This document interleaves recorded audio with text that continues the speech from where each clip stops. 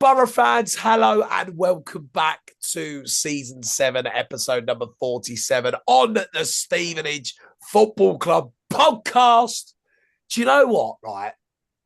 This episode, I can already feel that there's going to be a lot of moaning and a lot of negativity. And I can understand it because when you lose at home 2-1, when you had a humongous opportunity like that to go fifth place in the League One playoffs with 11 to play, I understand the backlash. But you know what? I'm sticking by these players. They're my favourite. I'm sticking by them. 11 games to play, 1 point off the playoffs, win against Wimbledon in the League One playoffs with the final 10. I'm sticking with them. I'm sticking with them, and I'm sticking with them. Never not stuck with them. I'm just disappointed. Oh dear me, he sounded like an angry father then. I feel like you're foreshadowing something there. There's something underneath that you want to say. What, and or me? And I think Anne's got something to say. Does it start with H and end with W? Or... It was a howler of a performance. An absolute stinker. No, but do you know what, right, boys? I was thinking this today at work, right? Like, I get it. Like last night, and this pod, by the way, is called Squander because we did squander that opportunity last night. It was more than a squander, Farley. Do you know what? I will say this. That was a humongous opportunity missed. I'm just going to throw that out there. Humongous opportunity missed. But you know what? I was thinking at work today, like, we are 1 point off the League One playoffs. And if someone would have offered that to me, I would have cried back in Torrev, Blackpool. I would have, because the goal was to become a top half League One team. And we know we are becoming a top half League One team. But, so again, it's what we create. But, I'm sorry. I feel like I've hijacked this episode so far. How are you, boys? Can I be honest? The only thing that's got me through today and last night, the drive home, was the sports bar with Jason Cundy and Jamie O'Hara. Some of the clips on that are sensational. Honestly, it's got me through the day. It's brilliant. Start him against Barnsley. Well, you'll be playing him next season. And then there was a moment where he was like, I'm looking for it. Lincoln away, Cardiff away. Spurs fans, you can start ticking them off. Yeah. Brilliant. Honestly, one of the best radio shows. Maybe we should get Anne doing that, maybe. Well, actually, saying that, you boys are hosting a bit of a live thing next week for Plymouth away. So maybe we might get to hear Anne's kind of, I don't know, series, but of us, maybe. What, going to Bromley? Great. Winnable game. I'd bite your arm off for a point there, Anne. Farley. This cannot continue. What? This banter or the loss? Both. Oh, mate, honestly. This may be the death of me tonight, genuinely. I don't know, Anne. I thought last night was a great result, personally. I thought, no, you're an idiot. No, boys, it's good to see you again. Well, it was good to do the instant reaction last night. At least we got back on track with that, at least. Yeah, good to see Chaz Faz get the old comments out. I do enjoy those. It made me smile a lot. Did make me in work. He's our favourite subscriber, isn't he? Well, he's the most commented one. By the way, can we just address something? It wasn't just me dad that said it. What is Farleyland? What is that? Farleyland. Was that a place? I think that's the world that you live in, where you're just naturally so happy and I love this regardless team. if we lose. I can't help it. I can't. Farley. It's my favourite team, man. What do you want? Those 3 wins in 19, you can't have been sat there going, brilliant squad, brilliant team. Oh, it can.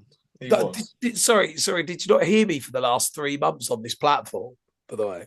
Yeah, but Farley, you've got to objectify and go, they were poor at the weekend. They were poor last night. Oh, I do. Don't get me wrong. We were poor last night. The thing with me is I do say it how it is, but I have this real extra side to me where I love this team and they're my favourite team ever. Not again. And do you reckon that there is an ultra negative side to this ultra positive side? Like it's in the form of me. Thing. It's in the form of me. I don't call it ultra negative. I just call it realism. Ultra negative. If that Harvey White starts, I'm going to get in the car and go home. I was close to last night when I got there. 3-5-2 against bottom four. Are you sure? Yeah, that was. Do you know what that was? That when I think back to last night, there was so much wrong with it, wasn't there? Bless it. It was just, again, I love them. They're my favourite team. I'm sorry, And.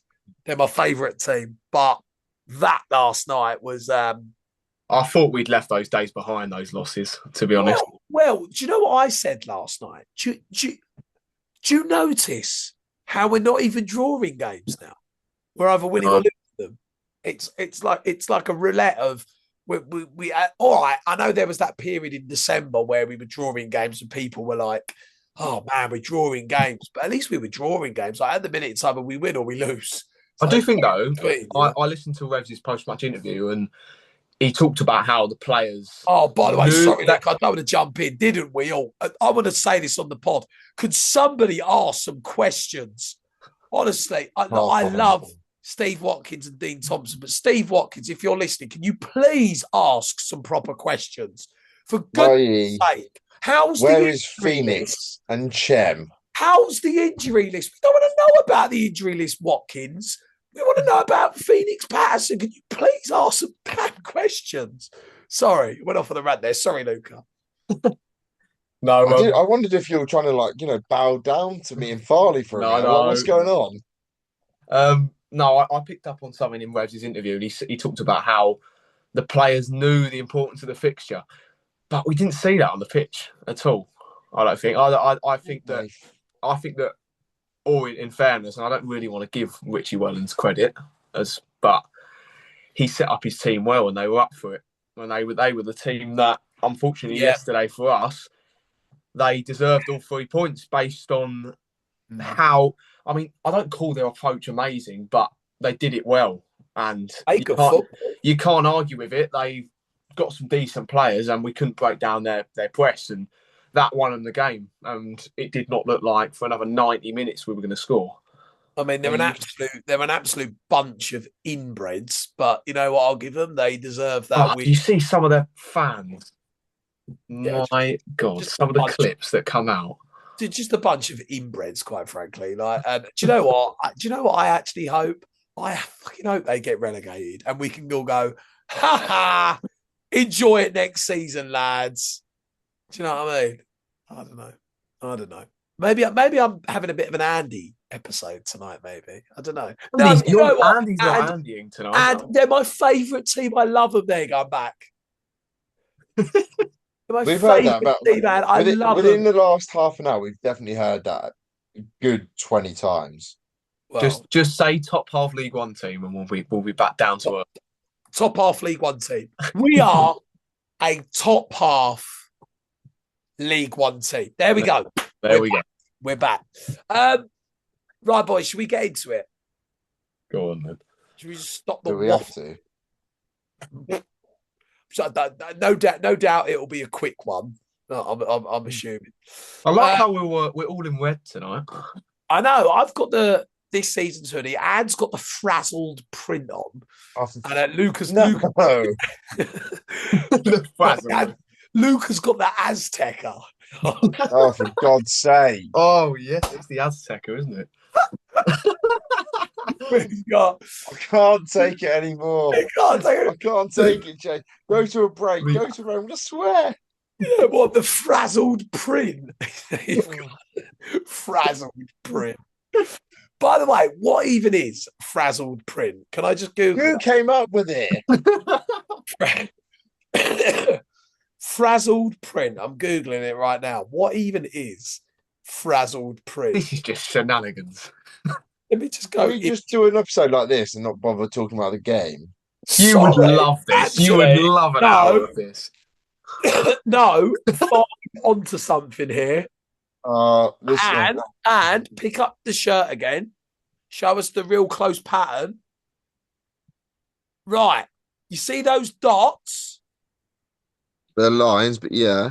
But they're liney dots. Yeah. Liney dots. Liney dots. Dots with lines.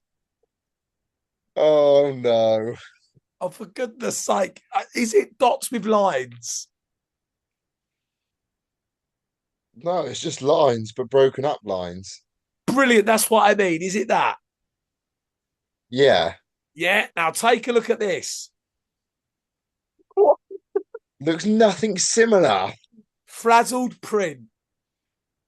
I'm going to send a photo of this to the group chat later, and it would look nothing similar to that photo. I'll cut both images next to each other and you can have a look. I'm 100% it is the frazzled You need print. to put a poll out on the Twitter page going, is this frazzled print? Frazzled print? That's a great shout. I didn't think about that. Yeah, but I can guarantee like, if with any luck, most people will sit there and go, this is not a frazzled print. do you know it'd be so funny, right? If I put the poll out and goes off, has his day at work, comes back to it, dum, dum, dum, dum, dum. Oh, hang on, let me just have a look at the Twitter poll. Has a look, and it's just like 85% yes, 15 no, 500 votes. You know what the thing is? That is almost guaranteed to happen. Yeah, I know. And it just proves it'll be frazzled print, because it is frazzled and it is printed. I don't know. Right, let's stop this nonsense. What a podcast. We'll just call it, rather than Squander, we'll call it frazzled print, maybe. I don't know. Right, let's get into it. Christiani. Oh, not this. No, we can't afford another one of those episodes, please. And ladies and gentlemen, thank you for listening to the Stevenage Football Club podcast. We'll be back. Could you actually imagine if that was the episode? Believe it. And the week is Elijah. Let's get into it, boys. This is going to be painful.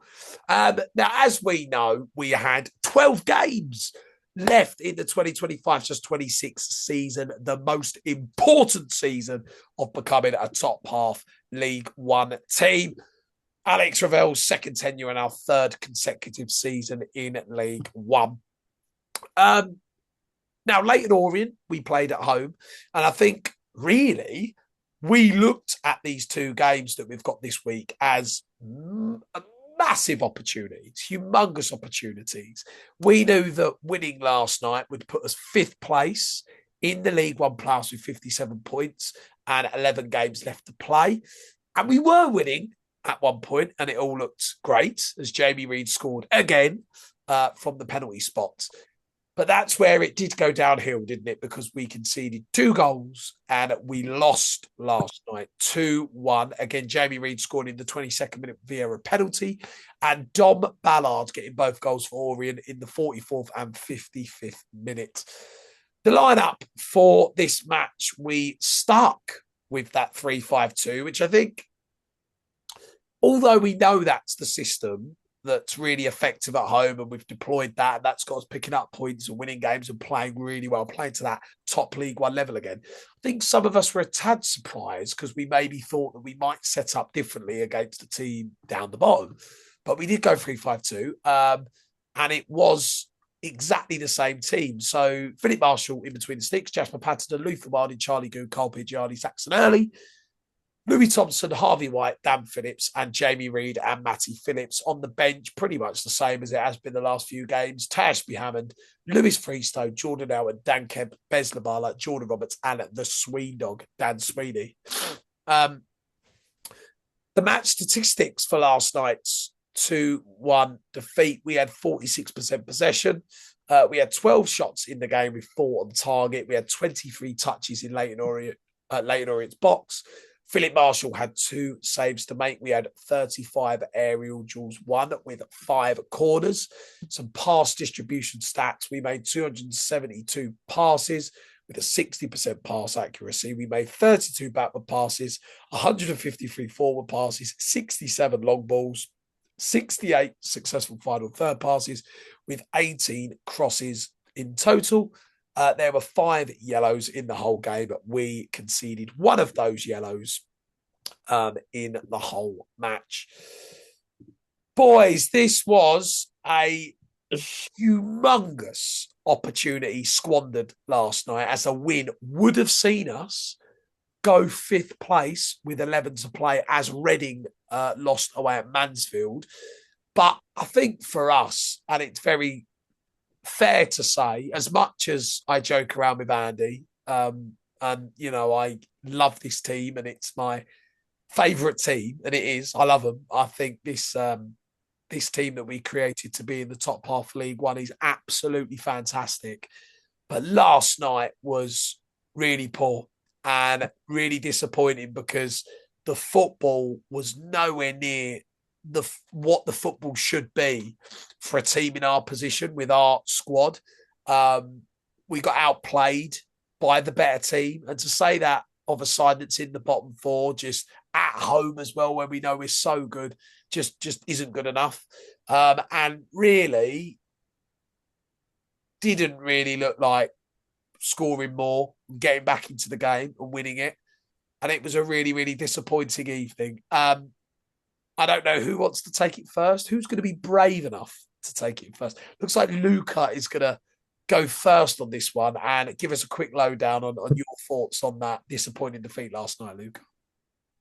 I think that games like yesterday probably summarise the weaknesses of this side and probably this system for me, of which I don't think there are many, because I think this system is one that we've found and we've adapted to over the course of this season, and it's really, there's more positives than negatives, of course, because we wouldn't find ourselves in the position we are now, and of course we wouldn't be talking about playoffs, we wouldn't be talking about, you know, deciders like yesterday to get into those positions. But I think, yeah, a game like yesterday, I think I said it on the reaction, I think there were a lot of things that shouldn't have happened, because the game, I think, meant so much. But a lot of people talk about how you're disappointed and you slate the team despite the position that we're in, which is an amazing position for the club that we are. But I keep revolving back to this point where we know how good this squad is. And I'm not being funny. Orient have got good players. They've got a manager that, when he sets them up in a system like we saw yesterday, they get results. And they're difficult to break down. But still, they're in the relegation zone. They were in the relegation zone for a reason, because of their home and away form. And for me, a big weakness that we've had over the course of the season is responding to teams that find our weaknesses, because you've got to be able to adapt to that across the 90 minutes, especially in a game where you know the stakes are high and the rewards are high as well. Because a win there last night, you go, okay, we're fifth place. And, you know, you've got Wimbledon on Saturday, and then you look, that's another must-win game. But that's a game you go, we can pick up another 3 points in. So for me, that's a big thing, because as soon as we go 2-1 down, you go, where are we getting the response from? Because we haven't created chances, and enough chances, except the penalty, to actually threaten Orient whatsoever. It's just been possession-based pressure in and around the box. And for me, that's a big thing. And then also, I do think that the subs do not impact enough. Yeah. And for me, that's probably down to the timings. That's probably down to the personnel that are actually being put on in the positions. I think, and you always talk about Jordan Roberts being put on the wing. That's an example. And then I also think that I think Revs has done really remarkably well in the last few weeks to really turn around the form and get that streak of home wins that we did together, and then the Burton win as well. Yeah. But I do think it is another slight viewpoint of his inexperience in the way that his managerial style, he hasn't really adapted himself to be able to influence games with his substitutions, like you saw maybe Michael Duff do for Wickham, like you saw for with Wellens. I mean, he just gets his starting 11 nailed on, and he brings the players on to enforce that system even further. You know, those players know what they're doing in that system yesterday. And, you know, if you're challenging for promotion and playoffs, you've got to have those substitutions that get you out of situations, you know, where you can't play football. And we didn't play football last night. We didn't play to the level we know we can with this squad. And it's just, for us, I just don't think that when you're sitting there as a fan or stand there as a fan, you don't look at our substitutions and go, they're going to impact the game immensely. They're going to change our fortunes in this game. I mean, we've got some quality assets in this squad and quality players on the bench. But just because they're quality players doesn't mean that if you enforce them in the wrong way, like they have been, that they're going to still affect the game positively. I think that Jordan Roberts being put on the wing isn't great, and he's not going to impact the game. I don't think from that position on the right wing. I think that Jordan Houghton, of course, he brings his qualities, but I don't think he was mobile enough to impact a game like that. I think that does the basics well, but you need a player that's going to bring energy to the system, going to bring energy to the cause, and is going to get some quality out of nowhere. And then Dan Kemp, of course, bring Dan Kemp on. I really want that to happen because Kemp should be starting every week, in my opinion. But if you put him in a position where he can't receive the ball and he can't, if he's in a system where we're hoofing the ball up to him and he's not getting the quality in those pockets and those spaces, then, we're not going to get the best out of him. And, he's going to be wasted in that position. You've got to get the best out of your players. You've got to make substitutions with purpose. And that's the thing for me. So a lot of things went wrong last night, but it exposes a lot of things that we probably do need to improve. There's more positives than negatives, of course, but I think these weaknesses, of course, they'll be changed over time. But if we want to improve, if we want to go up the table and you want to achieve the positions in the playoffs that we want to go and achieve, these types of games that you can't be putting performances like this in because it's inconsistency. And the top teams that we're challenging with will punish this. And that's the bottom line. Yeah, I think I completely agree with all that, mate. I think kind of my assessment on last night was, and I'm going to make a point here, and I tell you boys all the time how much I, love this team, and I do. I remember when we, started creating and putting this team together to go and achieve a top half League One finish, and we're going to do that, and we're going to become a top half League One team, and then next season we evolve and we stay there, and we be more competitive. And I love this squad. I think when you look at this specific squad that we created to be in the top half of League One, it's brilliant. You look at all the top level League One players in it and all the players that really, and I know that people want to make the playoffs, but again, remember the goal. We are going to achieve a top half League One finish, which is the goal. But for me last night, I thought the football and how we played was just nowhere near what a team who are in our position should be playing like. And I thought this today at work, that the quality that we played with last night was of a team in the bottom four, bottom six. And I feel like we saw at the start of the season some brilliant performances. And okay, I said it on the instant reaction last night. As the season goes on, things change. Teams suss you out. You have to evolve. You have to play different ways, of course, right? But those opening 3 months, we saw brilliant football, some brilliant performances. When you look at the 3-2 the opening day, the home wins against Rotherham and Northampton, the win at Port Vale, the win against Wickham, the 3-2 at Orient, the 2-1 against Exeter, the performance at Mansfield, all of those games, all those excellent performances, even Huddersfield away. I remember how unbelievably brilliant we played that day. We moved the ball when, we had quality players on the pitch. And I feel like you have to play like that as a team in our position.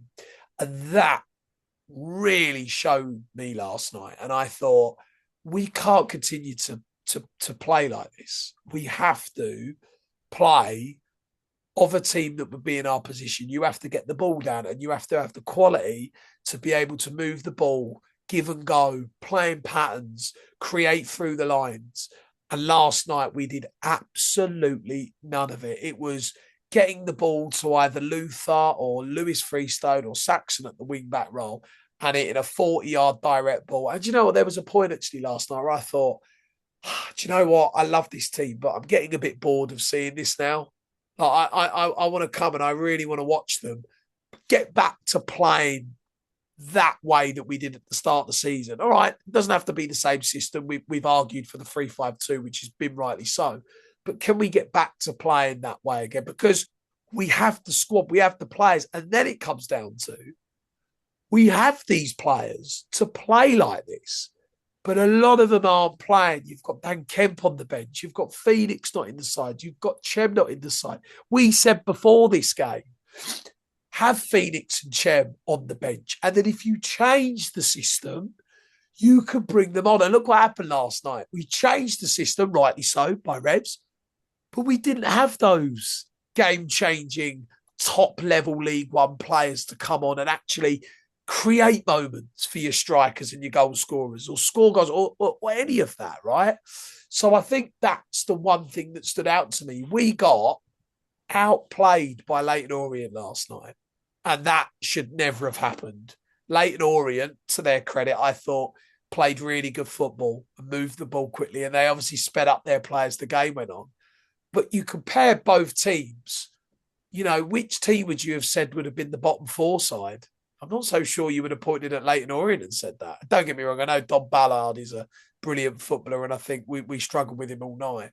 But I think maybe it's. And look, I might be wrong. You boys might disagree. It's the high hopes I have for this team, because I remember when we created this top half League One team in the summer, and I remember thinking, wow, what a team. And then you see it for the old 3-4 months of the season, even up to December. Remember the performance at Stockport? How good was that from a footballing sense, right? So I think that's the high hopes I have for our team that is a, top half League One team. But I think that's the thing that disappointed me last night.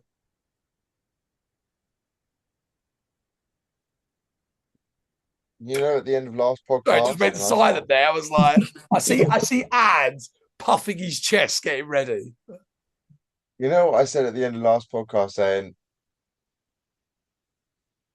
about the playoffs, and I said it last night. I can't remember who I said it to. And I said, I think you said it to me. The only reason why I'm not going all out saying we're going to get playoffs is because we have one too many performances in us like that last night, and like what we've seen over the last few weeks, where we just don't turn up. What annoyed me last night, and I said it on the instant reaction, and I said it to you boys. You go 1-0 up in a game, and from there, really, against a team that is in the bottom half, and if you're serious and deadly serious about getting playoffs and promotions, you don't just rest on your laurels and get a 1-0 win. You keep your foot on the pedal, and you go bang, 2, 3, 4, and you put the game to bed, and then you go, right, Matty Phillips have a break, Reedy have a break, Harv have a break, and then you can put other players on the pitch. And it's been like this pretty much all season. Most of the games we play are Luton at home and Stockport away. I think they might be the only two where we've won by more than one goal. Everything else has been by more than just by a goal. That screams to me, you're going, get through, get 70 minutes, nick a goal, we'll win it 1-0. That's not good enough if you want to get playoffs. It's not. And we're sitting here talking about momentum. You look at Reading. You look at Reading and Plymouth right now. They're your two that I'm sitting there going, if they get playoffs, it would not surprise me in the slightest if it's a Reading Plymouth playoff final, because they're the two most informed teams. Imagine if that was the case. But look, they're getting the ball down, they're moving it, and they're effective at what we do. We were brilliant at the start of the season, keeping the ball on the floor, moving it between the lines, like you've just said. We saw in our first year in League One that you get found out if you pump the ball long. There's been no reason There's got to be. It has. It just. I sit there and think, why have we reverted back to just pumping the ball long? If you're playing against a team that's like Orient, very technically gifted and very young, and you've got a few big lads at the back, right? Like most teams do. Why are you pumping the ball into their big lads Bread every and butter. time? Yeah, I But think we're as doing well. it every game, I and think as fans are sitting well. going.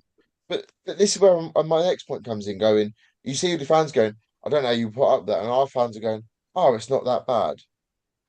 Really? Do you want to sit us watch pump balls into a box where defenders just go, yep, Well, thanks very much. I was going to add to your point actually as well, Andy, and you're right. But also, I think the thing about last night was, and we said it about the 3-5-2. We know that's the system that we're deploying because it's got us back winning games, picking up points again, right? But you don't have to play it every game. And when you're at home and you're playing one of the bottom sides of the division, play a creative system for that game. Because 3-5-2, right? Notoriously is quite a defensive setup. And Yeah. when you play those bottom teams, if you set up in a defensive setup, you give them a chance to play and get a grip on the game. When you're playing the top teams, the Bradfords, the Cardiffs, the Lincolns, even the Plymouths next Tuesday, right? I know they're near us in the table, but when you play those sides, the 3-5-2 is fine. But when you play those bottom sides, you have to be attacking and be creative and be open and enforce your game, because we know the reason why they're down the bottom is they're not of the same levels of teams like us and other teams in this division up the top. So if you set up in a defensive setup, you allow those teams to actually go out and play well. And that's what Orient did last night. We were in a very defensive system and shape, and it allowed Orient to play. And they did. And they played better than us. That's the But main then we, flaw of the 3-5-2, though, isn't it? Because like you just can't be relentless as a side. Because you're always, no matter who you're playing, you're always making it a close game. You're always playing that type of style where the opportunity are going to have an opportunity. The opposition are going to have an opportunity, and that's how we play. I mean, see Port Vale. I mean, they're bottom of the league, and we look before the game. It's going to be an easy one. No, it's not. It isn't, because it's not the way we set up. We set up too defensive. And that is my concern with 3-5-2, because you've got those attacking, creative, world-class players at League One level, really, in terms of technical ability. Phoenix Patterson, Dan Kemp, Chem Campbell. And, they see, I think Revs probably sees it as maybe too much of a risk to put them in for a Louis I don't Thompson or understand Dan it. Phillips. Oh, just no. He signed them. This is the thing. He was the one that went, I want you. yeah. So So you've it got to can't be a accommodate for risk. them if you buy them. That's the thing. But this is the whole point. Oh, it doesn't fit the system. Rubbish. Rubbish. As a manager, you've got Phoenix Patterson and Chem Campbell in your team. Unless something's happened behind closed doors that we as fans do not know about, the fact they're not even making a squad. Again, Phoenix Patterson last night doing running. That's a joke. Yeah, The it's not bloke is great. probably our most technically gifted player. And you saw it when he played in the Virtue, right? And with all due respect, it is only the Virtue Trophy, so you're not going to field your strongest team. But you saw it in the Virtue at Wimbledon. He tore them apart. He has to play on Saturday. I But tell you what but did it. but we Yeah, all go on. sit here and go, he has to play week in, week out. And Do what you know happens? what? But, and we're not coaches. And I go back to it. We are not coaches. But if you were the manager, right? Who would you want coming on the left wing? Gordon Roberts or Phoenix Patterson? Yeah, you want Phoenix. You wouldn't. And what's he doing? He sat in the stands again. There must be something going on. There must be. Yeah, It's got to the point now. I'm sitting there going, what's he doing? Well, it's as well, right? So, I made a point earlier that I really believe we're eighth. Play like it. Play like you're eighth, right? You should be getting the ball down. All right. You don't lose the direct play. There'll be games where, you're going to need to be directed, especially when you play teams like Lincoln. You want a bit of both, but play like it. Get the ball down. Give and go with the ball. Play patterns. Move it quickly. Move it wide. Overlap. Play really good football. We have the squad for that. But the creative players that are going to allow us to play like that, as we saw at the start of the season, Kemp, Phoenix, Chem. I know Kempy come on last night, but Phoenix and Chem aren't even in the squad. And you think, I'm kind of thinking, what is going on here? Why are both Phoenix Patterson and Chem Campbell out the squad? If they're not injured and there's nothing going on behind the scenes, those two players should be named in that squad every single week. Okay, if there's a game they don't play, they don't play. But they should be in that squad every week, because how can you leave out a player of Phoenix Patterson's ability and you've left him out? And look, I don't know if this is the reason why. If it is because he doesn't suit the system, that's not good enough. He has. Why would you waste all that money? Why? That's rubbish. He doesn't fit the system. He played wing back for Fleetwood. He's literally played a position. Saxon early goes off injured, and we're sitting there going, we need someone that's like Sax going forward, get the ball, can create something. We're playing with three centre-backs. Shoot. It's not like we need a defensive player to bring on.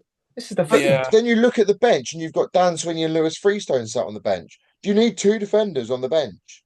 Realistically, do you want two defenders sat on the bench? Probably not. I would go as a bench, right? If I'm here as a manager, I'll go keeper, defender, maybe one or two midfielders, and a couple of more forward-thinking players, a striker and a winger.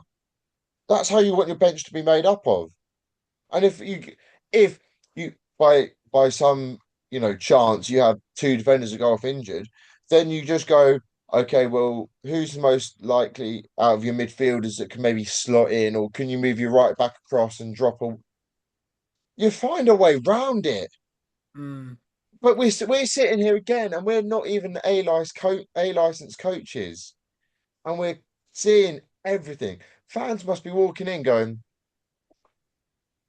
A lot of fans must be sitting there going, "Where's Phoenix Patterson? Where's Chem? Where's Phoenix? Where's Chem?" But further to the point, we went to a 4-3-3, and then it looked like a 4-2-4 at the end. We didn't really have a shape, to be honest. By the end of the game, we were just going hell. We were supposedly going hell for leather, but I mean, it was more like going hell for a bar of soap, because we couldn't find a pass within 2 yards of each other. No, there are some good bars of soap out there, though, and there are. If you go Barley, places, let's not detract from the point here, right? You've gone to a 4-3-3 and a 4-2-4, and then whatever you want to play it at the end. You've got Carl Pigiani back up in the box again, playing as a striker. And you've got Bez Labala on the left. And you've got Jordan Roberts on the right. And in the stands, you've got Chem Campbell and Phoenix Patterson. Two players who could arguably put a ball on a dime for someone like a Matty Phillips. Chem Campbell arguably saved Revs' job at the Mansfield game. Where's he been since? You've not seen him. Poor. That's the thing. They haven't been poor. Chem Campbell, Chem had that, I thought, kind of season-defining performance at Stockport when we won 3-1 in that season-defining win. And all right, he got ill after it, but he played in that game. We never saw him again. He coming against Mansfield scored. He's been out the feeling has there been a falling out behind the scenes that we don't? And this guy is a player that's scored some crucial goals for us this season. Yeah, and it's not like the thing is that it's like these wingers are expected to perform literally every single game and score some world-class goal every single game. But the thing is, Phoenix Patterson thrives on a run of games. That's the type of player he is. And when he was given that run of games, you saw goal contribution after goal contribution. And this is the thing. If you don't give these players time, these creative players, you put them in your team, you don't give them time, they're not going to perform to the level. And I also think as well, boys, right? When we look at the game last night, and you know what, you can even go and look at a lot of the games over the past month, although we've been winning a few. You know, we talk about. I listened to Rev's interview last night, and we talk about the lack of creating chances and this. Yeah, no shit. We're getting the ball and we're hitting a direct 50-yard ball forwards every time. Let me tell you something. In League One, you cannot play like that and create chances. You won't. In League One, you have to have the ability to get the ball down and play really fast football through the lines and create that way. When you watch all the top League One sides, they all play like that. You are not going to create loads and loads and loads and loads of chances if you get the ball and you play a real direct phase of play every time you get hold of it. You have to, like, look at Leyton Orient last night. The speed they played out from the back. That's something we don't do. I know that we don't necessarily have people in that department to do it. Did you see Leyton Orient last night playing out for the goalkeeper? We panic, we force it, we make a few passes, and then it's the diag. That's the problem. Here's a question. When have you seen us play out from the back this season? Never. But Is that funny? Sorry. I was going to say. Sorry, go on, go on. Sorry. But further to your point, Luke, about wingers coming on and scoring goals and being excellent. How good has Jordan Roberts been over? And let's call it as it is. How good has Jordan Roberts been realistically over the last few weeks? Average. And that's not me saying he's a bad player. By his standard within the club that he set himself, he's not been near it. When was his last goal? Yeah, but I love Robbo, but when was his last goal? I don't think he should be on the wing. I think he should be competing in the 10 position. And I think that, personally, I think we've got the quality to bring Robbo on. He shouldn't be starting games because the competition shouldn't have him in the team. Because we have quality wingers that kind of just outrank now, I think. You should be bringing Jordan Roberts on as depth, as quality to bring to the 10 position for the last half an hour. That's what I think. I just think there's, you have to play like a team, with our quality in having a top half League One team like we do. You should be playing quick, good football, and we're not. We played like a bottom four side last night, and you look and then you see the amount of technically gifted players that aren't playing, and I can't wrap my head around this. This is like schoolboy stuff. It's like what on earth are we doing last night? Like we're playing against the team down the bottom who've had one win in like 6 or 7 games. We turn up, we play in a defensive shape. It's laughable, isn't it? We play in a defensive shape, and then you leave some of your technically gifted players out the squad who are the creators, who are those players that are going to get you playing that top League One level, right? What do we expect? We're just robbing ourselves of quality. You're going to lose, aren't you? You're giving Leyton Orient an opportunity. Yeah. But it's, do you know what it is? Right. And I say it week in, week out. We aren't A licensed coaches. But none of us, and let's call it as it is. I'd have looked at that game last night if I was in charge and gone, you know what, I'm not going to settle with a 3-5-2 because we don't need to put 3 centre backs on the pitch. We'll go 4-4-3-3, 4-2-3-1, 4-4-2, and we'll go, let's go Phil in goal, Luther right back, Goody Pidge, Saxon left back, midfield 2 of Louis Thompson and Dan Phillips because it's going to be physical, so you want them 2 in there. Nothing against Harv, it's just the nature of the game. You try and wear them out physically, and then you can bring on someone like Harv with half an hour to go with the quality. You go Chem and Phoenix on the wings, and you go Reedy and Phillips up top. There's your squad, 4-4-2, bosh. You're telling me that wouldn't have got a result? It just looks so much better, doesn't it? Literally just saying it like that. And it's as easy as it is.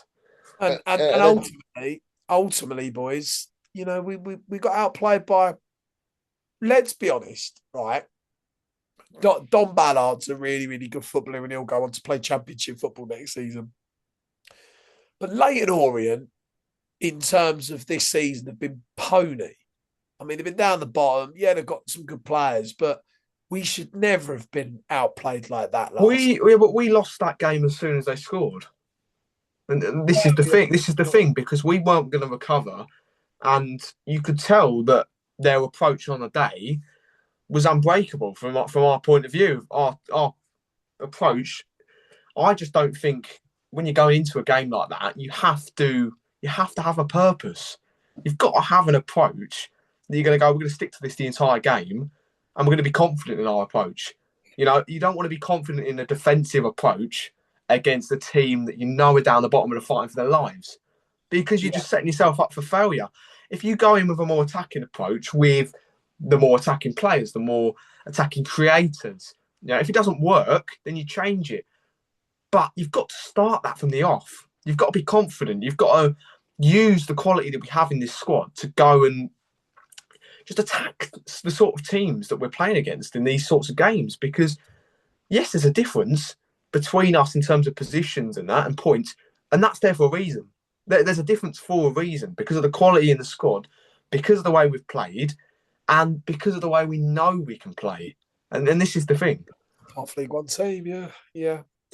I'm with you. It's just frustrating. It just frustrated me last night because I know how great our team is. You know, we've got a top half League One team. I say it all the time. We have a top half League One team and we know our level. And you don't do the things that we've done this season if you're not a top League One team like we created for this season. So I just think I think last night was just, and don't get me wrong, I think the two goals, well, certainly the second goal that they scored was a really, Soft. really good goal. So soft. Yeah, it was soft. I've got a question for you two. Go on, last one before we look ahead. Go on. Go on. Do you think Revs is too stubborn in his approach? Definitely. I'm not holding back on that. I think, yeah.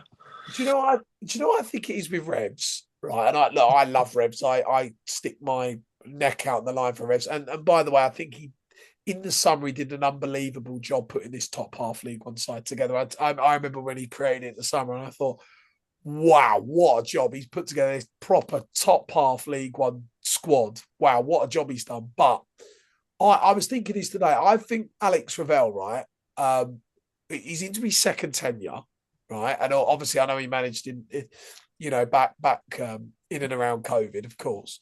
But in terms of, coming back into the role after kind of Big Steve tutoring him or whatnot, to take us forward, I think he's going through a phase in a minute, Revs, where he's in a season where he's done a lot right and he's also done a lot wrong. And I think this is just like a normal process of one of those younger managers that they go through, where they have those early seasons in their career where they do really good things, and then they also do really bad things, and who do really good and really bad things. And I think we're going through that period at the minute. And I think there'll be a time that comes where Alex Ravel starts to really evolve as a manager. His in-game management, his subs, just how he sets teams up, his player management, just all of those things. And I think at the minute, it's almost like we're going through a phase where, like, he's doing really good things and he's built this, top half League One team. But then there's also this other side where he's leaving and making basic errors, like leaving Phoenix out and playing the wrong system. And I think we're going through that phase, and it will eventually consistently start to come good as he goes season on season as a manager. But it's just frustrating because we're going through that period at the minute, which is very evident, I think. So I think, that you can call it stubbornness. I think Revs he's trying different things, but he's getting the simple things wrong. It's like, no. You want to play that top League One level like we created, you involve those creative players like Kemp, Phoenix, Chem. You wanna play good football at home against the team down the bottom. You play a more attacking, open system. You wanna be more difficult to play when you play a a top team, you play a 3-5-2. I think it's simple things like substitutions. Really, last night, Jordan Houghton. Really, you don't want to be bringing Jordan Houghton on in a game that you're 1-0 down in. You either bring Jordan Houghton in a game when you're winning and you need someone to come on, or he starts. Really, that sub's a naive sub, really. Right? So I think we're going through that phase with Revs. And it's going to be really annoying. And I know this is going to piss a lot of people off, but if he's the guy that you want in charge, you stick with it and it comes good in a year to 2 years. And as frustrating as that sounds, it's just the way it is. If you don't want him, then obviously people want him gone. I'm on the boat of I want him as manager, and I'm patient because I know that it's part and parcel of it. It happens to all the younger managers. I remember Matt Bloomfield, for an example. He went through a similar stage where first few years it was great, and then it was bad. And it was great, and it was bad. And then all of a sudden, he evolved as a manager and he achieved all this success and a learning process, isn't it? It's all a process. They're all the same. So I think that's where Revs is at the minute with us, in my opinion. But interesting. Let's put last night behind us because it's gone. And we're 1 point off the League One playoffs, boys, with 11 to play. And 1 point. 1 point. It's only a point I've out. actually got Farley. 1 point off the League One playoffs with 11 to play. Farley, the amount of times you've said top half League One side tonight is probably nearing 50. Have you got a bet on or something?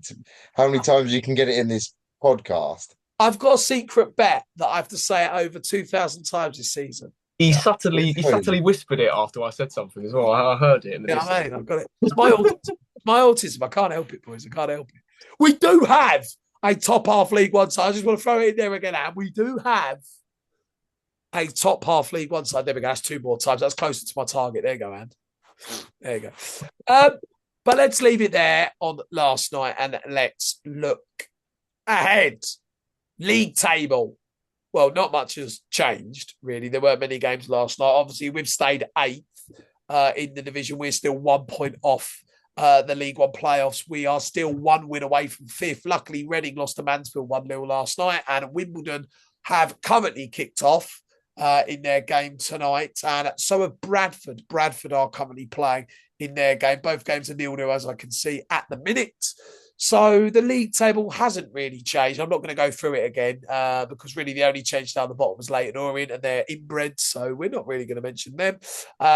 So yeah, we're still 8th, 54 points, 35 games played now, boys. We've nearly got 10.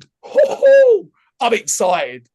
I'm like a little kid. I'm so excited for this run in these games, these exciting big matches.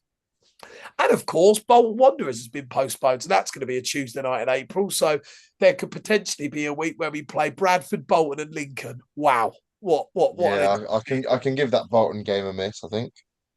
No doubt I'll be travelling up. Oh God, yeah, and will be travel, yeah, literally. I'll be driving up after work to make it and do the instant reaction outside the Tough Sheet Community Stadium. Tough Sheet Community Stadium. Boys, look, I know we're near the end of the pod, but Wimbledon this Saturday. Look, 11 games to play. I think we need to see a lot of changes for this game. And I think we speak about when we're at home. And I know that Wimbledon are a little bit different to Orient. Wimbledon are obviously a bit higher in the league. And actually Wimbledon, I think, are a little bit of a better team. And they've won a few games in their last 6. Actually, I do believe they've only lost once in 6. So I think Wimbledon, maybe, oddly, you could potentially play the 3-5-2 in for this game. But I want to see changes. I want to see those top-level League One creative players starting. I want to see Dan Kemp starting in the 10. I want to see Phoenix and Chen back in the side, whether it's on the bench or not. I want to see those players in the squad, and I think there does need to be changes. Maybe you play a 4-3-3 like we tried, or you play a different sort of system and you try and get some of those attacking players in. But I think it's time that we see the football that we saw in the opening few months in this match. And I really want to see that and a big result on Saturday. And then you go into the final 10 and we're in it. And regardless if we make it or not, we know the goal is to be in that, top half of League One. But that's what I want to see Saturday. What are your boys' thoughts on it? Do we want to see changes? Do we want to see Kempy start? Do we want to see these creative players back in? You have to. It's not a case of if you want it or not. You have to have them in. If you have got any intention of trying to get in the playoffs on the basis that results go our way, you have to have the creative players in. You saw Phoenix at Wimbledon. You saw Phoenix in the Virtue at Wimbledon, and he tore them in. He took them inside out.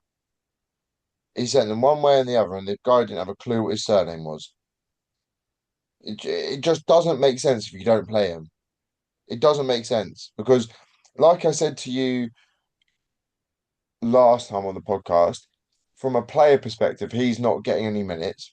So he's then not putting himself in the shop window if he's wanting to leave in the summer. And then from a business perspective, we're going to make a loss as a football club. So from the two perspectives, it's not good for either of us. So you have to play him if he wants to go and you go, yeah, we've got it because I think we can make X amount of profit on him. Play him. You have to. Otherwise, Phil's going, I'm out of pocket now. Great. Yeah. I pick a formation, boys, each for Wimbledon on Saturday. Luke, you go first, mate. I still think 3-5-2, but I think I kind of change it still. Because I think I said to you on the instant reaction that there's different variations that you can deploy. I think that changes in the midfield. You can maybe introduce a more attacking player in that midfield, maybe change the players of the personnel you've got in the wing-back roles, maybe.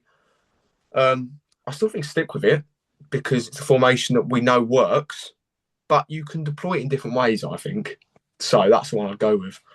3-5-2 for Luca. And what would you go with for this match, mate? 4-3-3. Change it completely. But I'd have a 4-3-3 where you've got a number 10. So I would go, and I know this is maybe slightly harsh on Reedy, but I think he looks a bit tired. He looked a bit leggy last night. It didn't really look like he was in the game, so he could maybe do with a bit of a rest, if we're honest. Do you think it's a game where we maybe try different personnel and different positions? Like, I mean, starting Kempy with Matt Phillips, for example, or getting Phoenix with Matt Phillips or something like that. Trying something like that because we don't do it. Yeah, I agree. Like I had this chat with someone earlier about playing certain players in different roles. I can't remember who said it about, Phoenix playing in a 10, and I think someone said, you can't do that. And I thought, well, we haven't tried it. Like we haven't actually tried certain things like that, have we? So we're in a position where we stick with players in certain roles, but there are players that could potentially be very good in other roles, but we haven't tried it enough in certain games. And maybe this game is a game that you give that a go. I think it's going to be oddly, I actually looked at this match as a more difficult game than the Orient one because I think Wimbledon recently have actually been quite good.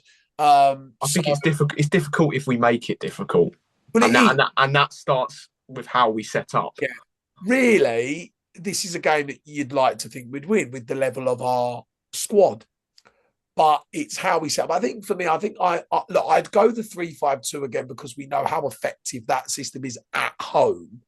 But if we played a 3-5-2, you've got to have Dan Kemp in the 10. I'm sorry. Kemp's got to start in that system. Get him in the team. Yeah, but then do you drop down Phillips? You drop down Phillips? You can't have. I don't think you can have both. I think that you can't have both Louis Thompson, Dan Phillips when you have that creativity on the bench. I think you've got to be more. You've got to be more attacking. You've got to have more confidence in your system. I'm not disagreeing with you, but if you're going to play a 3-5-2, right, which we do, and say you drop down Phillips, then you're asking either Harv to do the 8 role, or you're asking and Louis Thompson to sit. And realistically, out of those 3 midfielders, the only one that's going to be the real ball getter and go and take the ball up the pitch would be Louis Thompson. If you're going to then play Dan Phillips and Louis Thompson, you could see Dan Phillips sitting because he played in the 2 in the 4-2-3-1 last year. So he's done it before and he's played next to Louis Thompson. And both of them, and you can alternate it between the two of them to sit and do the 8. And both of them are ball getters and both of them are aggressive. You lose the aggression if you take Dan Phillips out of the team. And if you have anything about you in a bit in midfield in League One, you've got to have a bit of bite. And Dan Phillips brings that bite for me. No, I definitely think that that Dan Phillips stays in that team, and because Louis Thompson brings that energy, I think maybe it's Harv. I think Harv's played so much football recently, 90 minutes after 90 minutes, that just give Kempy a run out. I mean, Yeah. honestly. I think for me, obviously you don't drop Dan Phillips, but I would push Dan Phillips back into the 2 role in the paired role in the midfield. So I think for me, you have to play Dan Kemp. You have to start getting in games. He has to go in the 10 for me. And then you maybe keep Reedy and Matty Phillips, but then you have Dan Kemp behind. Or heck, if you're not going to play Dan Kemp, why not give Jordan Roberts a go in the 10 or someone else in the 10? Someone that's, going to have a different role. So I'd like to see changes in that aspect. And I would be partial maybe to changing the system potentially for a game and trying something new with some different creative attacking players. So I certainly think there needs to be changes in one of the 2 sectors. But I really want to see a top performance. And you know what I want to see on Saturday? Good football. Good football. Let's get that ball down. Let's pass the ball like we saw at Stockport away and all those games at the start of the season. Let's get the ball down. Let's play good football. But you've got to play the right players that are going to accommodate that style. And if you're going to leave Dan Kemp out, Phoenix out, those creative players, you're not going to play like it. Just again, we say it all the time, play to our strengths. Play to the strengths of the players we have, because Reedy, not a striker that wants it in the air all 90. If you're going to play Reedy, you don't play that style. If you're going to play Kempy, you don't play that style. You play nice football. And that's the thing. But you just know. And this is the thing we have to change. On Saturday. Dan Kemp will start on Saturday, and we won't keep the ball on the deck and we'll pump it long. You know it's going to happen. You'll just see that Volkswagen in the car park pull out and speed off in second gear, if that's the case. And 2 fingers up as he drives past. But the fact of the matter is, we're sitting here laughing and joking about it. Come 5 past 3, 20 past 3, whatever it is on Saturday afternoon, and you see a long ball go over Dan Kemp's head. I'll sit there and go, "I told you so." Called it on Wednesday evening. This is what I say. We've got all the tools. We just don't learn from it. Yeah, that's my point. You've got to play the right way on Saturday. But look, I'm positive. I think we will win. But then you look at it and you go, what do they actually do on the training pitch? Love to watch it. I'd love some insight. I would love some insight. What do they do on the training pitch? They just pump the ball long to Matt Phillips and hope for the best. I bet the No, I'm sure they probably get the ball down and knock it around between each other. I bet the football's class. I reckon it's carpet football on the turf the whole time. I reckon. Why can't we take it from there to there? Do you think Kempy's winning flick-ons in training? Yeah. The Bears. But no, I'm in agreement. I think it's a massive game. I'm confident for it, but let's see a top League One level performance and a result, and hopefully a win. And you go into the final 10. I'm so excited. I'm like a little kid. I honestly, I cannot wait for the final 10. There's some unbelievable games for us in there, and it's going to be great. Coming to the end of the pod, boys, the prediction competition. We've had a big change. Oh dear. Could be the change of the competition. Now, Luca went for a 1-0 win for us. So Luca, you got 2 points correct. However, Luca, you predicted the Bez to score. Now, when you go to predict a goal scorer and get it incorrect, if you're that brave, if you get it wrong, you lose all of your points from that specific match. So Luca has actually ended up with 0 points for the game tomorrow. Because Was this rule implemented before this podcast? Have you just thought of it on the This spot? this was when you went to, was it cricket training? Yeah. So I didn't actually know this rule was implemented before I gave my Well, answers. you know now, and I do as Brilliant. well. So I could be stacked here. And let's come to mine and yours. Let's not. We got the predictions wrong. You said 3-1 and I said 2-1. So we technically got 1 point. But do you know who me and you said the goal scorer was going to be? Wasn't it that Northern Irish bloke that plays alongside Matt Phillips, goes by the name of Big Goal Reedy? That's right, baby. We said Big Goal. Sorry, hang on. Hold the thought, baby. Well, yeah, you know the song by Justin Bieber. No, end it. End it now. We've got him. And that means me and you end up with an extra point. So the scores on the doors. Me and Anne. Sports. Sorry. Swede, sports, and squirts. I don't know. That's the thing about it. Squirts. Where are we going with this? We've got from baby to squirts. For God's sake. Goodness sake. Blame it on the Bez and Beresford. Now, scores on the doors. Me and Anne have got 26 points, and Luca now has 28. So it is close. For Wimbledon, Luca went 1-1, and me and Anne went 2-1 us on this competition. We didn't predict any goal scorers for this match. So, yeah, we've bottled it this week, which is fine, but we've changed my prediction. Go on, Anne. Can I change mine to a 1-0? We never win by more. You want 1-0? Yeah. I'll do 1-0, but it's going to cost you a point. Since when is it going to cost me a point? I'm joking. I'm pulling your leg. We'll change it to 1-0. Go on, Ed. There we go. However, if it ends up 1-0, you've got to do a dare. That's the. No, because we know where this goes. I'm it joking. usually ends somewhere south. And naked in Portugal somewhere in July. No. The preparations for the biggest ever season next season. There you go. Barley, give it a break.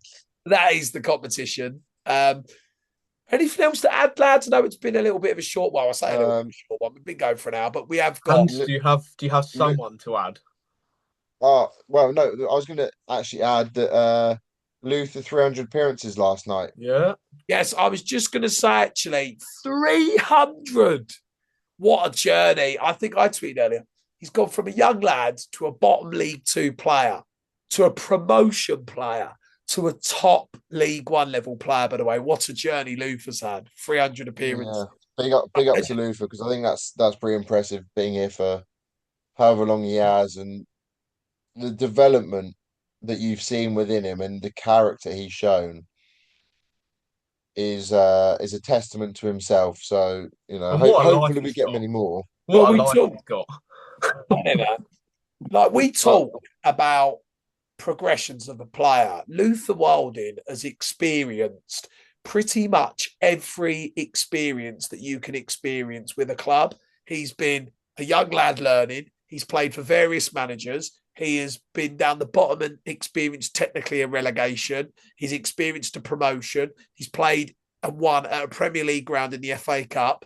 He's been a top League 1 level player. He's literally experienced everything. I mean, I watch his TikTok videos with his journal recently, reading about old stuff when he was young and all that. And it's mad, man. Like, what an achievement. 300 appearances. Big up the Loof. You've got one more thing to end with.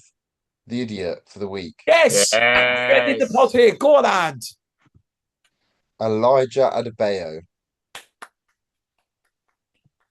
Well done, Ad. Can I add one? Oh, this would be good, undoubtedly. Can I add one? Go on. James Daly. Yes. Oh, he was in the starting 11, I think, wasn't he? At left in wing the back. OG idiot starting 11 that we created. Left wing back. Yeah. I did enjoy him coming on the bench. Can I add one? Can I add one that we What discussed? Luke is going? Aaron Chapman. Yeah, the big bear. Oh my goodness me. Sorry.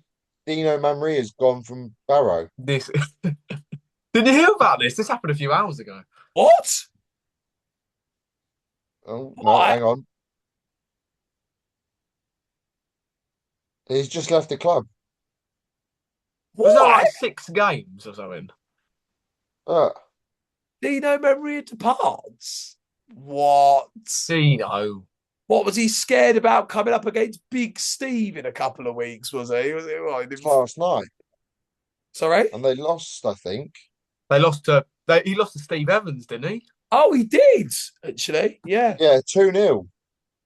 Oh, Big Steve killed him off. I just want to throw in there, Wimbledon are winning. Brilliant. Yeah.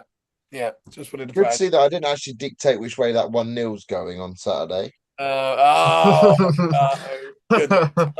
Well, look, chaps, it's been good fun tonight. We'll be back on Sunday reacting to hopefully a massive result.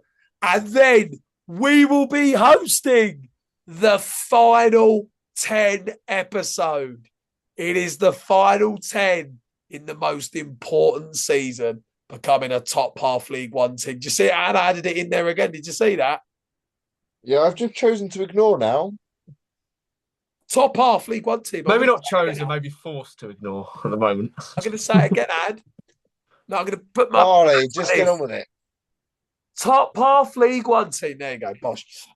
We'll be back on Sunday. Guys, thank you for tuning in. Make sure to go and view the instant reaction video, and we will be back with another instant reaction video after Saturday, and then we'll be back on Sunday.